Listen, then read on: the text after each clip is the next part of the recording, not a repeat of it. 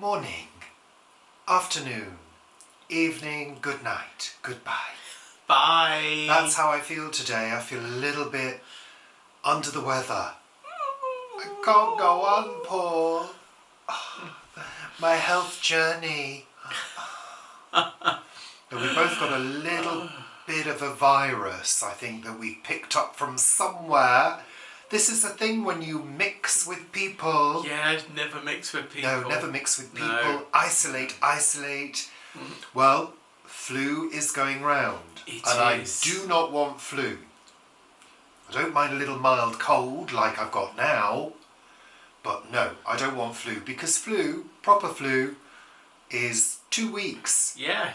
And a week of thinking you're going to die. Yeah, absolutely. In bed, unable to do anything. You know, I remember that time being I had... brought hot soup and toast and ice buns and things like that. Yeah, shush now.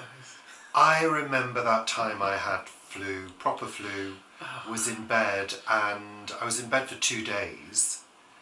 Couldn't eat anything, tiny little bit. But I remember hearing this noise outside. It was like the clanking of chains.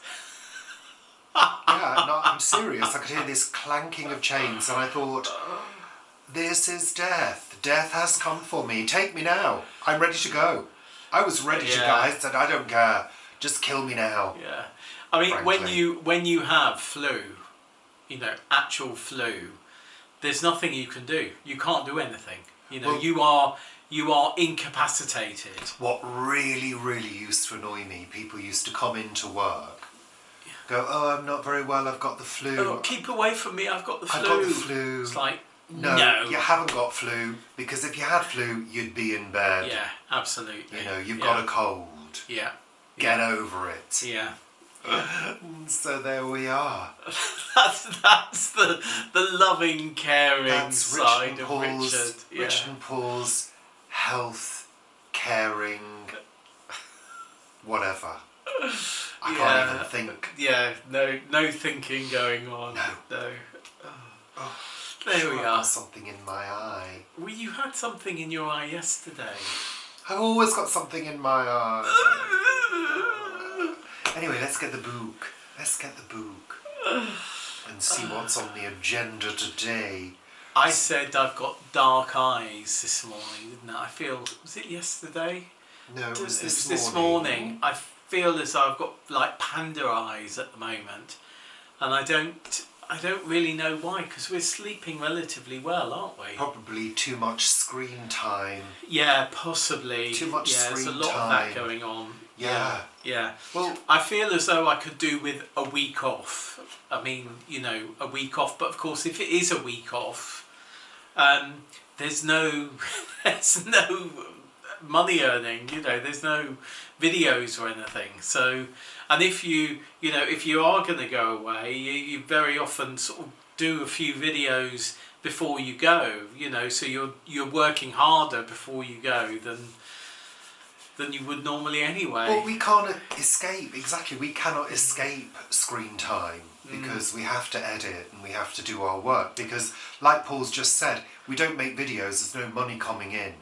So, well, apart from what you earn. Yeah, but all of my work is, the vast majority of it is at my desk. Yeah, it's computer. It's looking at what stock we've got, what we need to order. You're ordering from websites, from our wholesalers, and then designing, which is real screen time because you have to make sure that things are lined up and then writing copy and that, and so it's all screen time. And then when I'm talking to Vanessa, which I do very often during the week. In the old days, when I had the office in Wardour Street in the West End, we didn't have any of this face communication, face-to-face communication. It was all over the phone, and you could put the your loudspeaker on the phone, and I could speak to Vanessa, and there was little Richard. Now? I could do that now, but Vanessa wants to. She likes the video calls. So even when I'm having a call with Vanessa, 99% of the time it's to a screen. And then of an evening we relax by watching the television. I find that I also struggle with my shoulders when I'm on the computer for too long. You're hunched over, concentrating, and suddenly you find you're in a bad position, and We actually have two chairs at the Richard and Paul computer. We've got two chairs, one which he sits on and one which I sit on. His is a bit lower than mine, I think.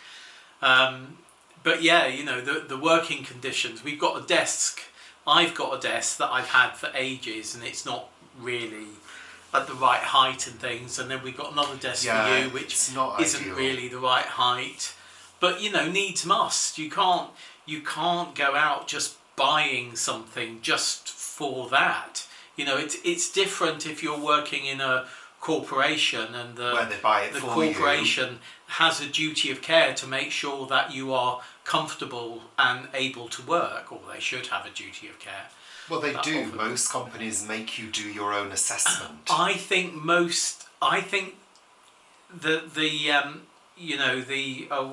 councils and that. Public service. Public sector. I think public sector does.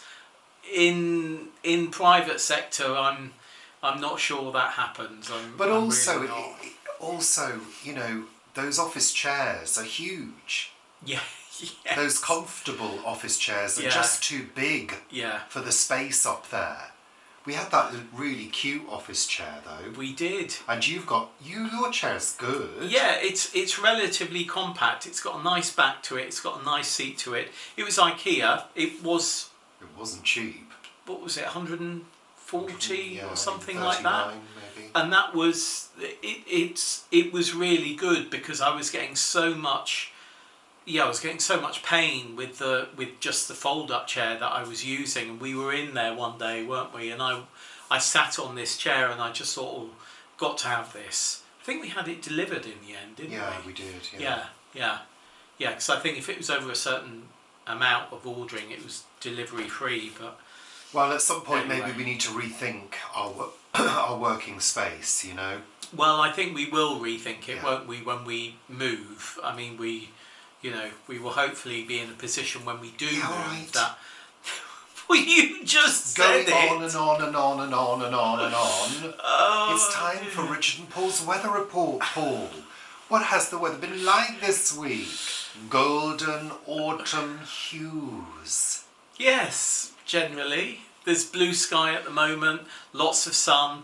We've had a few overcast days, but generally it's been much milder than it normally is this time of year. It needed to 18 degrees the other day. I know. It's insane. And I was just talking to somebody at the plot, and she's got a whole load of leek seedlings coming up. Oh, lovely.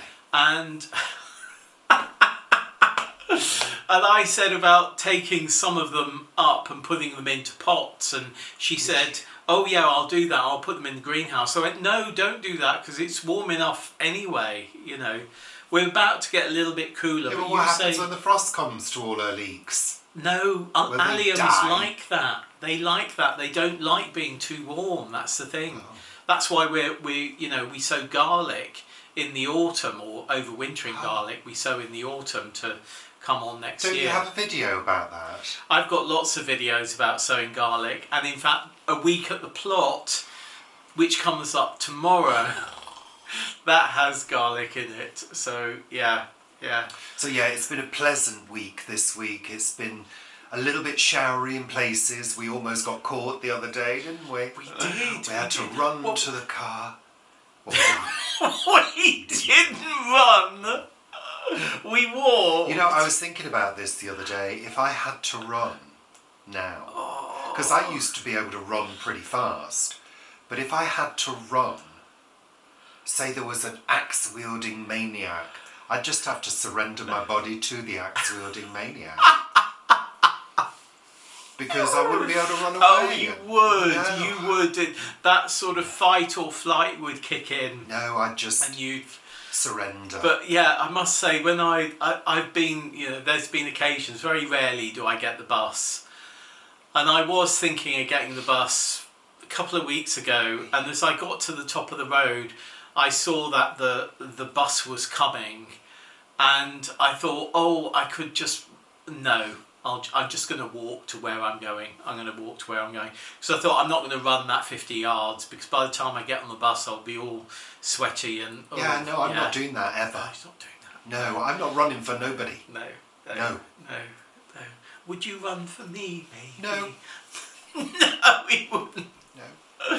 Oh, if there was a fight or flight, I know exactly what would happen. His flight mechanism would kick in, and he'd be pushing me out of the way. I think to get forward. Yeah, all right, shush now. God, going on. I think there are 3 options with the fight or flight. I think fight and flight is wrong. There's fight, flight, or CBA. That's it. I'm CBA. Or you could do like possums do. You know, possums and those goats. You know, play dead. They just go... Whoop. Yeah.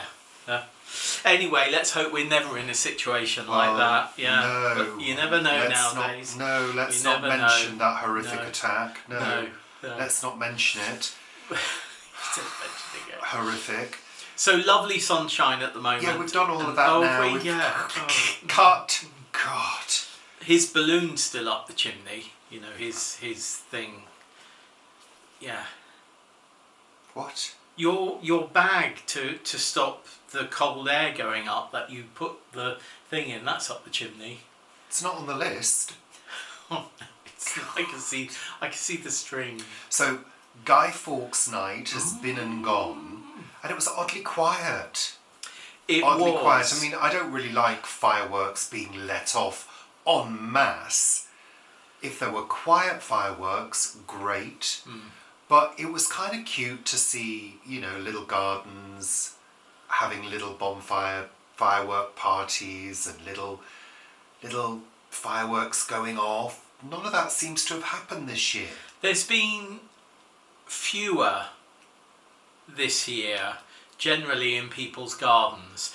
There's one that they have. I mean, last night at about 2 o'clock in the morning, large sort of cascade of fireworks went off. Just one firework, you know, throwing it in over there just like they did last week. But that was about 2 o'clock in the morning and it woke me up. He slept through it. But yeah. Or did I? Who knows what will... I mean, you know, Saturday, maybe today, there'll be more. At the allotment, we've got our bonfire social today, Saturday, rather than last week. So...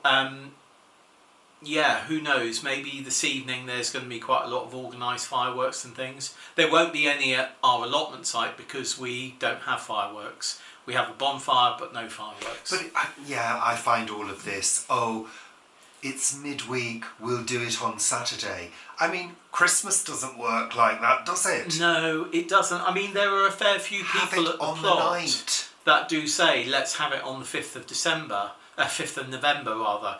And I think I as I get older, I'm sort of going that way as well, because when we were kids, it was always on the 5th of November. Yeah. It was never, you know, it was a weekend. It was an organised display. It was a weekend. An organised display maybe. But yeah, when we were kids and it happened in our gardens, which were much bigger than the gardens we have around here, yeah, it was always on the 5th of November. Yeah. Yeah, I think we were saying, you know, it seems that Halloween's almost taken over Guy Fawkes night. Really, in popularity and busyness on the streets. Yeah. You know, and of course, before that we've got Diwali. Yes. Which is crazy, but thank goodness not in our direct vicinity, you know. Well, you couldn't get much closer. I mean, it's only it's 2 to 3 miles away. We don't have people parading the streets, letting fireworks off in the streets. No, we don't have that. No. But I think it is. I think Halloween has taken over being the festivity at this time of year. And in some ways that's quite sad, because the Guy Fawkes night of 5th of November is a really important date in our historical calendar, isn't it? The history of our parliament could have changed that night. Yeah. Maybe for the better. Who knows? But yeah. Well, yeah, we watched a programme on that, but more on that later. So, talking about the seasons, Christmas advert season is upon us. And everybody's going crazy for the John Lewis advert. Oh, the John Lewis advert's out. Oh, God, it's so fantastic. I watched it and thought, really? Yeah. The only good thing about it is the music. Alison Limerick, Where Love Lives, one of my favourite tracks ever. Brilliant track. I was there. When it came out, I was there. I mean, I lived through that time. Yeah. All of these adverts, very much sort of tugging at your heartstrings and things like that. The John Lewis advert for me this year doesn't do anything whatsoever. Maybe because we don't have kids and it's very much about a father-son relationship. But of course I was my father's son. So I don't know. I mean, it doesn't do anything for me whatsoever. And the reviews for it have been, pretty good and amazing and how relevant this is and blah, blah, blah. And I just think... And then, of course, all the others kick in as well, and they're full of happy faces and, oh, everything's joyous and wonderful and blah, blah, blah. And it's sort of like, please, can we get back to a sense of reality of where we are in the world at the moment, how the world is at the moment? But I think also the crazy thing is knowing the business in terms of actors and advertising. These people are getting paid a lot of money to do these adverts, a lot of money. I mean, Stephen Fry, I think, is voicing one. I can't remember which one it is. He will have been paid a fortune for it. Quite rightly so, because I think he's brilliant. But, but it's another indicator of the inequalities in society, And even within the entertainment industry, there's huge inequality. Yeah, absolutely. And stars are paid because they're stars and are usually the draw. But I think new times are going to be upon us soon. In terms of equality in most things. For example. We're in the entertainment industry right now. Yeah. We're providing entertainment for you. Yet the amount of money we get paid is a pittance. Celebrities effectively are the influencers of the past. It was just a term that was used. But what I'm trying to say is, everything has its importance. Everything has its value. If you work in an office, the lowest paid people are usually maybe the cleaners. Yeah, absolutely. Cleaners and receptionists. Yet they're pivotal people that actually keep that office going in terms of hygiene, cleanliness, a good environment for people to work in. Yet those people are not valued in money terms at all. So it's an interesting thing. There is huge inequality in this society. There is. I mean, it's like, Elon Musk being people applauding the fact that he's been given a $1 trillion pay package. That if he hits all these markers over the next 10 years, he's going to be given shares and he'll have earned $1 trillion. I mean, insanity, just insanity. I just don't get it. As you say, cleaners, nurses. Look at Birmingham, where the bin men have been out on strike for ages, and things have been piling up in the streets in Birmingham. I mean, we don't want to go into our streets and find rubbish strewn everywhere. Your household rubbish strewn everywhere. All of these things are important. And interestingly, there's a number of companies who have gone over to paying a really decent wage to all of their people. So the people who are at the top are earning less. The people who are lower down the scale are earning more. and there's a number who pay the same per hourly rate, whatever your level is, and those companies are doing really well because everyone feels part of it. Yeah, I think, the higher up you go, the more responsibility you have, but actually the less work you do. Yeah. Because it's all delegation. I remember years ago when I was working for Bill Kenwright, we had a rep season at the Piccadilly Theatre in London, and everyone was paid. It was a rep company. Everyone was paid, all the actors and everyone were paid the same amount of money. So Judi Dench was earning, I think it was £350 a week or something like that. And it was such a happy company. It really was. Yeah, I don't know. Things have just gone beyond insane now. But talking about theatre, we went last weekend to the Great Green Barn to see Gerald Dickens perform The Signalman and Sykes and Nancy. Yeah. And it was really good. Great evening. Really good evening. And next year, Gerald's coming back doing Great Expectations, which I'm really looking forward to, and A Christmas Carol in December. So we're looking forward to that. And we just wanted to mention to our friends over in the US, Gerald's actually on tour in the US doing, I think, A Christmas Carol from, I think, mid-November to mid-December. Yeah. If you go to his website, geralddickens.com, I think it is, you'll see the tour dates on there if any of you are interested in catching him while he's over there. Yeah, and it's well worth. I mean, he's a lovely guy, and also he very often does meet and greets afterwards. So if you do go, do let him know that you're friends of us. So yeah.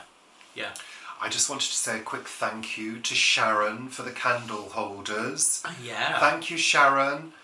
They are safely put away because they're quite fragile and they survived the transit, thank goodness.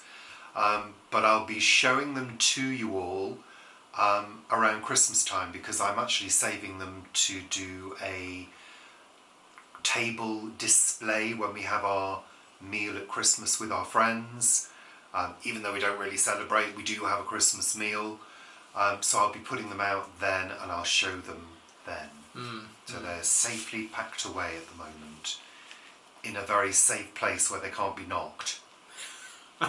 Yeah. We don't have cats anymore, so we don't have to worry so much about that. No, but we don't actually have any available services for any other ornaments. I know. So, I know. Yeah. Every now and again we'd hear a crash and it was like, cat. Everything we had that was precious was destroyed by our cats.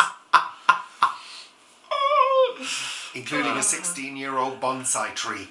Oh, yes! Yes, I forgot that. Yeah. Dead. Yeah. So, Paul, you had a work social this morning. How did it go? We did. So we've got our bonfire social this evening. So we have to prepare for it. And I sort of think there are people who think these things just happen. They turn up and, everything is organised. And, of course, they need to be organised in advance. So we have the work social. It's the first work social of this new tenancy year, which is October to September. So that was getting the communal areas all clean and tidy, getting the barbecues out, having them all made up, ready to be lit this evening, building the bonfire, doing all of that, getting chairs out, cleaning the chairs, making sure that the area in the communal shed is clean and tidy and there's surfaces for people to put things on. So we had that this morning. It was a really good turnout, which I was delighted by. And it was so good we were able to get on with site jobs around the site. Because our allotment, one of the jobs that was done was our allotment along the front is a pavement where a lot of people walk. They go down to the canal.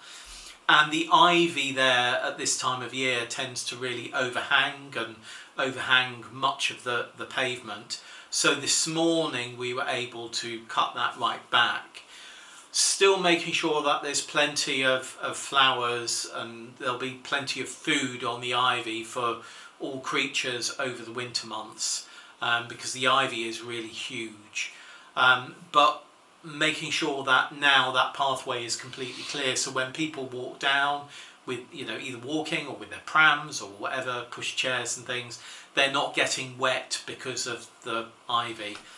And cutting back on other areas, so we've got a bike stand outside of our allotment, which is actually a general bike stand that anyone can use. But some of our growth of a hawthorn that grows over it this time of year, so that has been cut back as well and shaped back to make sure that when people come along and they put their bikes there, there's nothing that is going to sort of jab them in the eye or anything like that. So there were quite a few things. Well, you need to be wary of these things. I mean, the cyclist needs to be wary of these things. But if we can do things to make other people's lives a little bit easier, why not? It takes like 15 minutes to do that job. So, yeah. How lovely. And then there was cake. There was cake as well, and tea and coffee, and yeah. All that. Great, Paul. Let's move on. Word of the week. Brought to us from A Word for Every Day of the Year by Stephen Poole, gifted to me by Vivi Gregory of What Vivi Did Next, and Vivi's kitchen cottage in the sea. Yeah, down by the coast. Virtually on the coast. So, silence. The word is abluvion. Abluvion. A-B-L-U-V-I-O-N. Abluvion.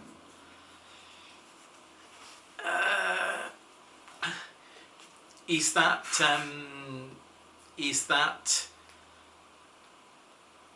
oh, I don't know, is it something about cleansing someone of their sins or something like that? Let's find out, shall we?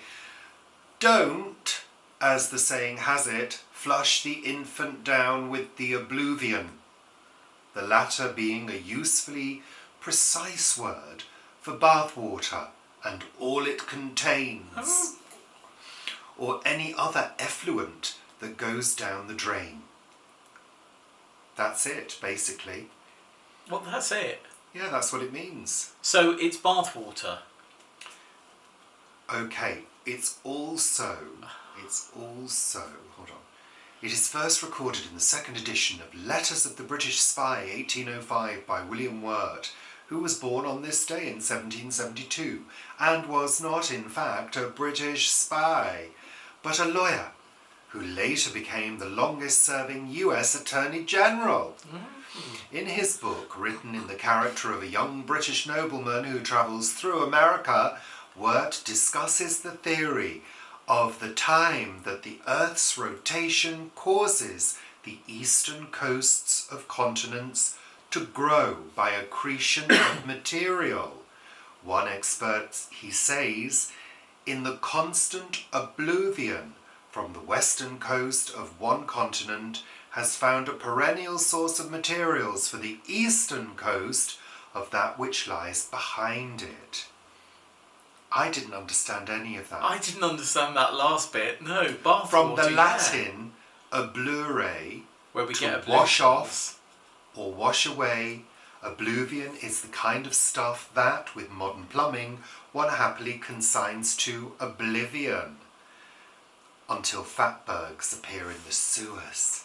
Oblivion. There we are. Yeah. Lovely. Yeah. Now on to the final segment. What have we watched on television this week? Well, we did watch a programme on the Gunpowder Plot, didn't we, Paul? We did. Yeah. We did. It was. What about Guy Fawkes? It was interesting. I mean, it went through the plotting, the Gunpowder Plot, and what happened and who was involved. And yeah, it was fascinating. There's a room in the Tower of London where there's this plaque on the wall. I think it's one of the sort of council chambers where they used to have meetings. And I've been in that room, and they showed that room, and I said to Richard, I've been in there. So that was quite interesting. I hadn't fully grasped when I was in the room that this big plaque was all about the gunpowder plot, but yeah, it was. So that was interesting. It was quite an interesting programme. It sort of told the story of it and how it failed, and how also Guy Fawkes, obviously he was, arrested, but he was tortured. Yeah, I mean, real torture. Because he wouldn't give up the names of the other plotters.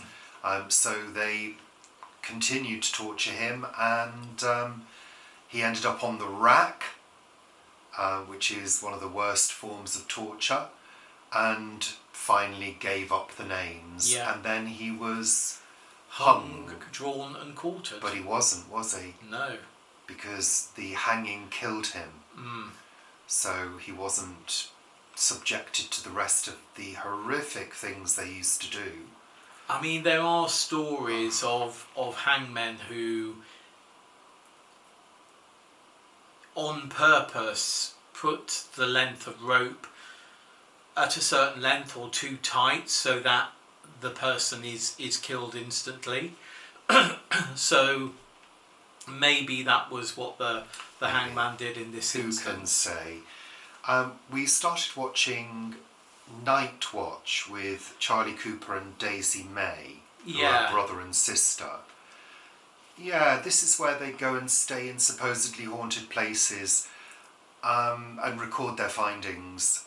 It's more of a sibling thing, isn't it, really? Yeah, and... Because they're brother and sister. So. I just said that. Oh, did you? Yeah. Yeah, I didn't find it that good. No, nor me. I mean, I love a sort of ghost hunty type programme. We used to watch Most Haunted, and I used to lap it up because they used to deliberately produce that show to make you feel scared. And that's what people want when they watch that kind of programme. Whether it's true or not, it provides an atmosphere and a few jumps and a few moments of eeriness. That's what you want. I'm afraid their programme, Night Watch, didn't have any of those elements. So for me, it didn't really work as a programme. It just was a brother and sister having a bit of a laugh.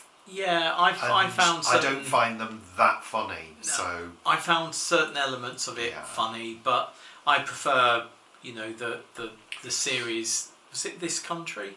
That they did, several years ago. Yeah, but that was a written comedy show. It was a comedy show. So that was a situation comedy. We have watched The Bake Off final. Yeah. Spoiler alert, they all die. The right person won, so that was great. Yeah. We continue with Riot Women, which continues to entertain and grip, and I mean, it is like a really good soap opera. Yeah. It has that feel to it. It's a roller coaster of emotions and events. Yeah, and some great performances. Although I'm disappointed so far that we've not seen much of Sue Johnston. Well, yeah, we haven't seen a lot. I would have thought that at some point an episode would have been about her story. Well, we may see that. I'm hoping because that's one of the most interesting characters. Yeah. But so far she said, 5 words? She's been quite pivotal in a few scenes, but said very little. Yeah. I think the other thing that I'm really enjoying about it is we're not binge watching it. We're watching it week on week. And actually I'm really enjoying that because it gets to Sunday and I think, it's on this evening, that we'll watch it, or we'll watch it tomorrow, record it and watch it tomorrow. So that's quite nice, that anticipation of something to come. I'm rather enjoying it with Riot Women. We watched an old production of Count Dracula on Talking Pictures. Yes. With Susan Penhaligon. Yeah. As Lucy, and I think I fell asleep. I think you did, and we also started halfway through it. It was rather odd I think. I don't think we did. You don't think we did? No, I think it's a sort of slight retelling of the story. Well, apparently the reviews say it's very true to the book. So I don't remember the book starting there. Well, no, neither do I. I'm wondering whether it's a two-parter and we've never seen the first part. Maybe. I don't know. We'll never know.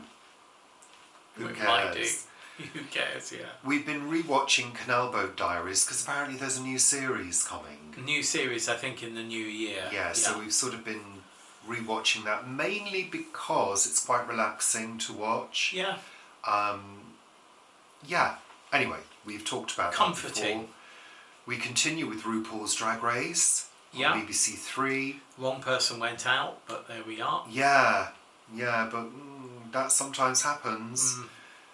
We watched the final episode of The Good Life. Yeah. So we won't be rewatching The Good Life for a while. Ages and ages. Yeah. I mean, you know.